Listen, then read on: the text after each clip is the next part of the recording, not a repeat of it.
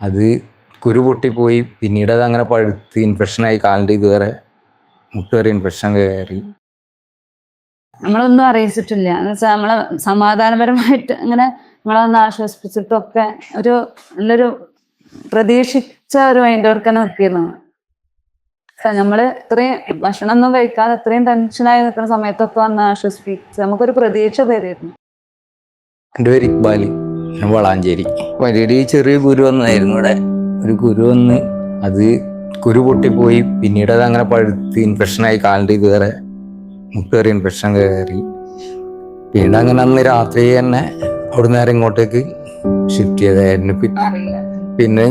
പിന്നീട് ഞാൻ അവിടെ ഹോസ്പിറ്റൽ മെഡിക്കൽ കോളേജിൽ ഇത് കയറാൻ വേണ്ടിയിട്ട് കയറണ മാത്രമേ എനിക്ക് ഓർമ്മയുള്ളൂ. പിന്നെ എനിക്ക് ഇവിടെ വന്നിട്ട് ഒരു 4 ദിവസം കഴിഞ്ഞിട്ടാണ് ഇവിടെ വെൻ്റെടുത്ത് നിന്ന് പുറത്തിറങ്ങിയിട്ടാണ് എനിക്ക് ഓർമ്മ വരുന്നത്.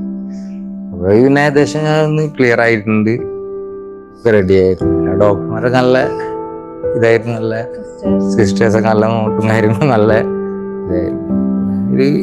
ഇപ്പോൾ ഏകദേശം ഒരു 1.5 മാസമായിട്ടുള്ളൂ. ഒരിക്കലും പ്രതീക്ഷിച്ചിട്ടില്ല ഇങ്ങനെ ക്ലിയർ ആവുന്നുള്ളത്.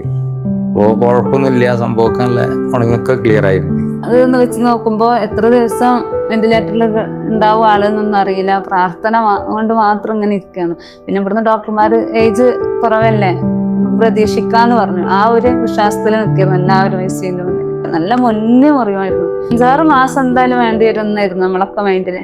അവിടുന്ന് 1.5 മാസത്തിനുള്ള ആള് ഈ ഒരു അവസ്ഥയിലെത്തി. ഡോക്ടേഴ്സിന്റെ എല്ലാ ഡോക്ടേഴ്സും സിസ്റ്റേഴ്സും നല്ല ഇതായിരുന്നു. നമ്മളൊന്നും അറിയിച്ചിട്ടില്ല എന്ന് വെച്ചാൽ നമ്മളെ സമാധാനപരമായിട്ട് അങ്ങനെ നമ്മളൊന്ന് ആശ്വസിപ്പിച്ചിട്ടൊക്കെ ഒരു നല്ലൊരു പ്രതീക്ഷിച്ച ഒരു മൈൻഡ് വർക്ക് തന്നെ നിൽക്കുന്നു. പിന്നെ അമൃതാമ്മയുടെ നല്ല നമ്മള് ഇത്രയും ഭക്ഷണം ഒന്നും കഴിക്കാതെ ഇത്രയും ടെൻഷനായി നിൽക്കുന്ന സമയത്തൊക്കെ വന്ന് ആശ്വസിപ്പിച്ച് നമുക്കൊരു പ്രതീക്ഷ തരുമായിരുന്നു. 18 ദിവസമൊക്കെ നമ്മളിവിടെ സർജറി തന്നെ ആയിരുന്നു. സെബിൻ സാറ് ഓരോ നോക്കിയിരുന്നത് മെഷീൻ വെച്ചിട്ടുണ്ടായിരുന്നു. അപ്പൊ നമ്മളത് എന്താവും എന്നുള്ള ഒരു ടെൻഷനിലൊക്കെയാണ്. സാറ് നോർമലായിട്ട് പറഞ്ഞത് കുഴപ്പമൊന്നുമില്ല. അനിയൻ ഇങ്ങനെ ചോദിക്കും ടെൻഷനായിട്ട് ഇതിന്. അപ്പൊ സാറ് പറയാ ഒരു പ്രശ്നമില്ല, ഇപ്പൊ നമുക്കൊരു നല്ലൊരു പ്രതീക്ഷ തരും സാറ്, സജിൻ സാറ്. ഇങ്ങനെ ഇവിടെ ഇതുവരെ സാറന്നെ നമ്മള് 2ാമത്തെ അപ്പോയിന്റ്മെന്റ് വന്നപ്പോ ഷാറാണല്ലോ പറഞ്ഞിട്ട് സാറ് തോളിലൊക്കെ ഹീട്ട് എല്ലാരും കാണിച്ചത്. അത്രയും സാറുമാർക്ക് തന്നെയല്ല സന്തോഷം. സാർ അങ്ങനത്തെ ഒരു സ്റ്റേജിലായിരുന്നില്ലേ? ഇത്രയും വലിയൊരു സ്റ്റേജിലായിരുന്നു എന്ന് ഞാൻ എല്ലാവരും ഇങ്ങനെ പറഞ്ഞിട്ടാണ് ഞാൻ അറിയുന്നത്. ഞാൻ ഇങ്ങനെ ഐസിയിലും വെന്റിലേറ്ററിലൊക്കെ ആയിരുന്നു. അതുകൊണ്ട് എല്ലാ ഡോക്ടർമാർക്കും ഇവിടുത്തെ സ്റ്റാഫിനും എല്ലാവർക്കും നന്ദി.